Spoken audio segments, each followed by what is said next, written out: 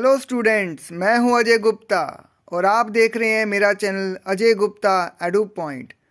Student, हम physics का तीसरा चैप्टर पढ़ने जा रहे हैं जिसका नाम है इलेक्ट्रिसिटी फॉर क्लास 10th। तो उससे पहले स्टूडेंट मैंने लाइट चैप्टर पे वीडियो बनाए हुए हैं और ह्यूमन आई चैप्टर पे वीडियो बनाए हुए हैं। तो जो भी स्टूडेंट उन वीडियोज़ को देखना चाहते हैं तो उनके लिए मैं क्या करूँगा कि लाइट चैप्टर के जो वीडियो हैं कि प्लेलिस्ट जो है वो मैं आई बटन में डाल दूंगा और ह्यूमन आई चैप्टर की जो प्लेलिस्ट है वो मैं एंड स्क्रीन पे डाल दूंगा। तो आप उसको क्लिक करके मेरे वीडियोस देख सकते हो। और जो भी स्टूडेंट मेरे चैनल पे पहली बार आए हैं या मेरा वीडियो पहली बार देख रहे हैं तो उनसे मेरी रिक्वेस्ट है कि प्लीज़ चैनल को सब्सक्राइब कर लें। और अगर आपको वीडियो अच्छा लगता है तो वीडियो को लाइक, कमेंट और शेयर ज़रूर करें। तो स्टूडेंट, ये जो वीडियो नंबर है आज का वो वीडियो नंबर 2 है। इससे पहले मैंने वीडियो नंबर 1 बनाया हुआ है, उसका लिंक भी मैं आपको आई बटन में दे दूंगा। तो आप उसको क्लिक करके मेरा पहला वीडियो इलेक्ट्रिसिटी चैप्टर पे देख सकते हो। तो आज का जो वीडियो नंबर 2 है, तो चलो आज का वीडियो नंबर 2 स्टार्ट करते हैं।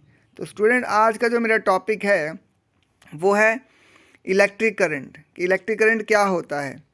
N electric current is defined as the amount of electric charge flowing through any cross section of a conductor in unit time। तो स्टूडेंट, होता क्या है इलेक्ट्रिक करंट? इलेक्ट्रिक करंट होता है कि कितना चार्ज जो है वो किसी भी कंडक्टर के किसी भी क्रॉस सेक्शन से पर यूनिट टाइम यानी पर सेकंड में कितना चार्ज फ्लो कर रहा है, उसी को हम बोलते हैं इलेक्ट्रिक करंट। तो इलेक्ट्रिक करंट की स्टूडेंट एक और डेफिनेशन है हमारे पास। In other words, it is defined as the rate of flow of electric charge. कि ये क्या होता है, इलेक्ट्रिक चार्ज किस रेट के साथ फ्लो कर रहा है उसे भी हम बोलते हैं electric current. It's SI unit is ampere, जिसको हम कैपिटल ए से डिनोट करते हैं। तो स्टूडेंट, इसका एसआई यूनिट जो है वो इलेक्ट्रिक करंट का वो क्या है, एम्पियर है। समटाइम स्टूडेंट ये वेरी शॉर्ट या एमसीक्यू में भी पूछा जा सकता है।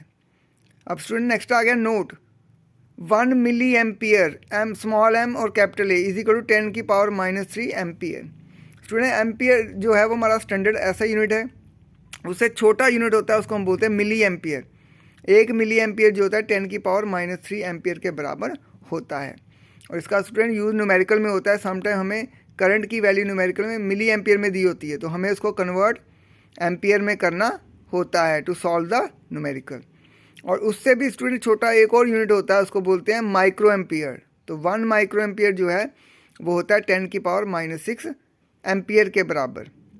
अब इलेक्ट्रिक करंट का स्टूडेंट जो फॉर्मूला है वो बनता है electric current is equal to charge upon time.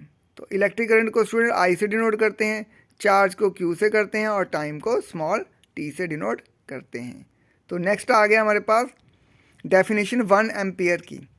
The electric current flowing through a conductor is said to be 1 ampere if 1 coulomb of electric charge flows through it in 1 second.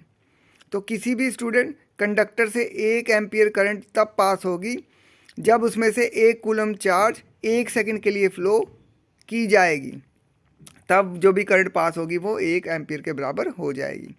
यानी कि 1 ampere is equal to 1 coulomb upon 1 second.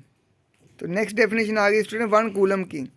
It is that quantity of charge which flows through a circuit when 1 ampere of current flows through it in 1 second.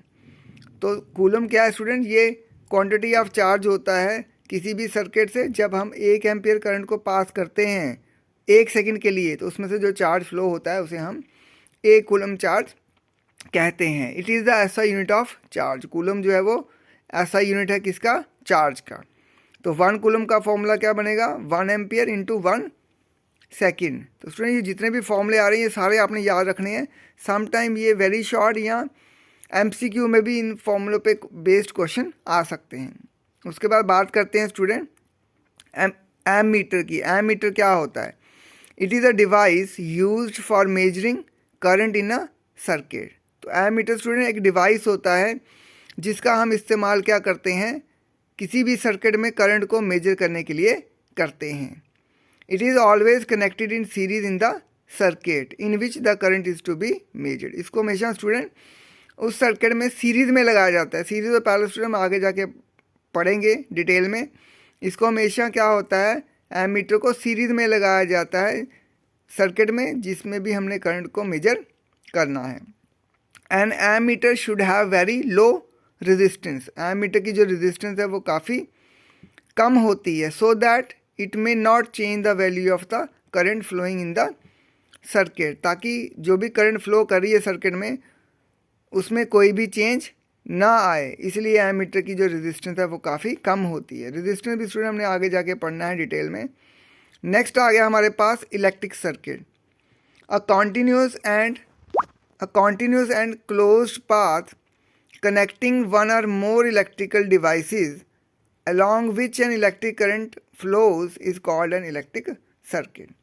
तो electric circuit student क्या होता है, एक closed path होता है और continuous होता है, उसमें एक या एक से ज़्यादा इलेक्ट्रिकल डिवाइसेस हमने लगाए होते हैं जिनमें से करंट फ्लो करती है, उसे हम बोलते हैं इलेक्ट्रिक सर्किट। नेक्स्ट स्टूडेंट हमारा टॉपिक आ गया डायरेक्शन ऑफ इलेक्ट्रिक करंट, कि जो इलेक्ट्रिक करंट फ्लो करती है किसी भी सर्किट में उसकी डायरेक्शन क्या होती है। The conventional direction of electric current is from positive terminal of the cell or battery to the negative terminal through the circuit। जो स्टूडेंट कन्वेंशनली डायरेक्शन है इलेक्ट्रिक करंट की जो हम मानते आए हैं वो मानते ये आए हैं कि बैटरी के दो टर्मिनल होते हैं, एक पॉजिटिव टर्मिनल होता है और एक नेगेटिव टर्मिनल होता है बैटरी या सेल का। तो हमेशा हमने जो एरो मार्क करने हैं कनेक्टिंग वायर के ऊपर वो हमने करने हैं फ्रॉम उसकी डायरेक्शन होगी from positive terminal of the battery to the negative terminal of the battery. The actual flow of electrons which constitute the current is however from negative terminal to the positive terminal of a cell which is opposite to the direction of the conventional current. और जबकि student जो current flow करती है वो करती है, जो current flow करती है किसी भी सर्किट में वो करती है due to the flow of electrons, और जो इलेक्ट्रॉन फ्लो करते हैं वो बैटरी के नेगेटिव टर्मिनल से पॉजिटिव टर्मिनल की तरफ करते हैं, जिसकी डायरेक्शन बिल्कुल कन्वेंशनल करंट की डायरेक्शन के ऑपोजिट होती है। अब स्टूडेंट हमने जो ऊपर फॉर्मूला पढ़ा था इलेक्ट्रिक करंट का, electric current I is equal to Q by T, उसी को यूज़ करके हमने एक न्यूमेरिकल सॉल्व करना है, और ये स्टूडेंट न्यूमेरिकल जो है वो टेक्सचुअल न्यूमेरिकल मैंने लिया हुआ है। A current of 0.5 ampere is drawn by a filament of an electric bulb for 10 minutes. Find the amount of electric charge that flows through the circuit। तो इस स्टूडेंट न्यूमेरिकल में हमें दो चीज़ों की वैल्यू दी हुई है और थर्ड चीज़ की वैल्यू हमने फाइंड आउट करनी है। तो सबसे पहले स्टूडेंट हमने करंट I की वैल्यू दी है, वो दी है 0.5 एम्पियर, और उसके बाद हमें टाइम की वैल्यू दी है, वो दी है 10 मिनट्स, और हमें बोला गया इलेक्ट्रिक चार्ज फाइंड करो। इलेक्ट्रिक चार्ज को स्टूडेंट हम कैपिटल क्यू से डिनोट करते हैं, वो हमने फाइंड आउट करनी है। उसके बाद स्टूडेंट हमारे पास क्या है कि ये जो हमारे पास फॉर्मूला है, हमारे पास फॉर्मूला करंट का होता है I is equal to Q by T, लेकिन हमें यहाँ पे क्या करना है स्टूडेंट, क्यू की वैल्यू निकालनी है। तो क्यू की वैल्यू हो जाएगी I इंटू टी हो जाएगी, तो इलेक्ट्रिक चार्ज क्यू का फॉर्मूला बन जाएगा I इंटू टी। तो I की वैल्यू हमारे पास 0.5 है, और स्टूडेंट उससे पहले मैं ये बताना भूल गया, हमारे पास स्टूडेंट जब भी हम न्यूमेरिकल सॉल्व करते हैं तो हमारे पास जो क्वांटिटीज़ होती हैं, वैल्यूज़ होती हैं, उनकी वैल्यू जो हमें है वो ऐसा यूनिट में लेनी पड़ती है। करंट का ऐसा यूनिट होता है एम्पियर, और हमें वैल्यू एम्पियर में ही दी गई है, जबकि टाइम का ऐसा यूनिट होता है सेकेंड्स, और हमें टाइम दिया गया है मिनट्स में। तो पहले हमने टाइम को क्या करना है, मिनट से सेकेंड में कन्वर्ट करना है। तो टाइम हमें दिया गया है 10 मिनट्स, तो मिनट्स को सेकंड में बनाने, एक मिनट जो होता है वो 60 सेकंड के बराबर होता है, इसलिए हम क्या करेंगे, आ जाएगा हमारे पास 10 इंटू 60 सेकेंड्स, और जो कि इक्वल हो जाएगा 600 सेकंड के बराबर, यानी कि 10 मिनट जो है वो सेकंड में 600 सेकंड के बराबर होते हैं। अब आ गया हमारे पास इसका इलेक्ट्रिक चार्ज क्या इज इक्वल टू, फॉर्मूला हो गया इसका I इंटू टी, जो मैंने पहले ही बता दिया आपको। I की वैल्यू आ गई 0.5 इंटू टाइम की वैल्यू आ गई 600। जब हम इसको मल्टीप्लाई करेंगे तो हमारे पास आंसर आ जाएगा 300 कूलम, क्योंकि चार्ज का जो ऐसा यूनिट है वो कूलम है। यहाँ पे आप पूरा स्टूडेंट कूलम भी लिख सकते हो या फिर सिर्फ कैपिटल C भी लिख सकते हो, क्योंकि कूलम को हम कैपिटल C के साथ डिनोट करते हैं। तो thank you student for watching this video. तो मिलते हैं नेक्स्ट वीडियो में।